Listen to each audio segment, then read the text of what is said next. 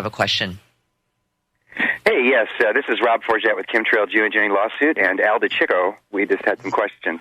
Mm-hmm. Sure. Al? Yeah, I have a question. The big question is, why isn't Michael Murphy, Roxy Lopez, Rosalind Peterson in on the lawsuit that we're working on with Attorney Joe Marmon? I'd be happy to answer that. We sincerely want to know. We really could use your help. Okay. I have no problem answering that question. One of the things that I find is that we have to stick with what we can prove. We have to stay away from opinions and beliefs. And if we go to sue someone, we have to have enough rock-solid evidence that is so tight to make a case so that we don't lose the case, and that we have many, many people, in other words, experts in various fields, to testify on our behalf. This means university professors. This means people that can come and back up our statements, back up the studies where we can prove that the jets, for example, reduce the amount of direct sunlight reaching the Earth. They change the climate. If we've done this. And so what happens is Excuse me, when let I Rosalind see, finish though, answering the that question. we are talking about suing who? In other words, I find that the direct proof to link up who's doing what, and also I can tell you that in 10 years of research, other than aluminum-coated fiberglass chaff releases by the U.S. military, I have no proof whatsoever that the jets are releasing anything but jet fuel emissions.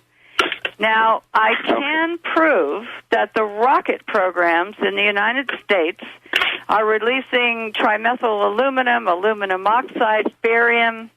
I can prove the rocket programs in the United States are just coating us with toxic chemicals all the time. And these programs are listed at NASA, NOAA, the U.S. Air Force, the U.S. Navy. I mean, there's tests going on all the time. The U.S. Navy CARE program is a prime example. So I can prove, I have so many documents, I couldn't even put them all on the Internet, even if I tried, because there's Pentagon reports. There's all kinds of reports dating back 20, 30 years. When it comes to proving what the jets are releasing, I don't have the documentation, and I don't have a single study. I don't have a single solitary verifiable evidence that the jets are releasing anything except military releases of aluminum-coated fiberglass by military aircraft. So there's our legal team has that information now. For me in putting my name or associating myself with something where I can't back it up. Now, if anybody has direct proof, they've got university studies, if you've got documents, government documents, if you've got reports, then that makes a big difference. But right now, after 10 years of research, I can't do it. Our legal team has that information and has even submitted letters of demand information to all the entities that you noted and the DOD. Yes, but you put them up to, the letters of demand carry the word chemtrail.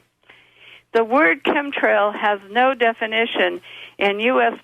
military lexicon that I could find other than what is written as opinions and beliefs, but that they report that the word chemtrail is defined as an Internet hoax, a conspiracy theory, or a hoax. To get the military to come out and actually define that word other than a hoax has not been possible, and no one has succeeded so far. So when you put a demand letter about chemtrails, they're just going to come back and tell you that it's a hoax.